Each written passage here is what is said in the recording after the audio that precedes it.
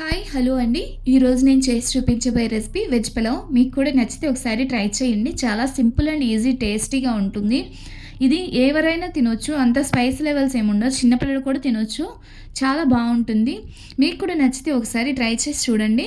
ముందుగా పొయ్యి ముట్టించి కడాయి పెట్టి ఆయిల్ వేసుకున్న తర్వాత హోల్ గరం మసాలా, పచ్చిమిర్చి, కరివేపాకు వేసి వేయించుకున్నాక ఆనియన్స్ కూడా కట్ చేసి వేయించుకుందాము.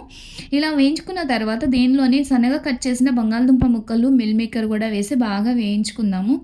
ఇవి కూడా వేగిపోయిన తర్వాత అల్లం వెల్లుల్లి పేస్ట్ ఫ్రెష్గా దంచింది వేసి వేయించుకున్నాక దీనిలోనే పుదీనా, కొత్తిమీర సన్నగా కట్ చేసింది కూడా వేసుకొని బాగా వేయించుకుందాము. దీనిలో మనము ఇప్పుడు ఎసరికి వేసుకునే వాటర్ ఒక గ్లాస్ బియ్యంకి గ్లాసున్నర వాటర్ వేసుకోవాలి. రైస్ చూసుకొని అలాగే మనం ఎసరేసుకొని కొంచెం సాల్ట్ యాడ్ చేసుకోవాలి.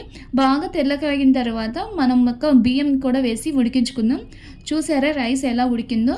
చాలా బాగా వచ్చింది కదా. మీకు నచ్చిందా నా రెసిపీ?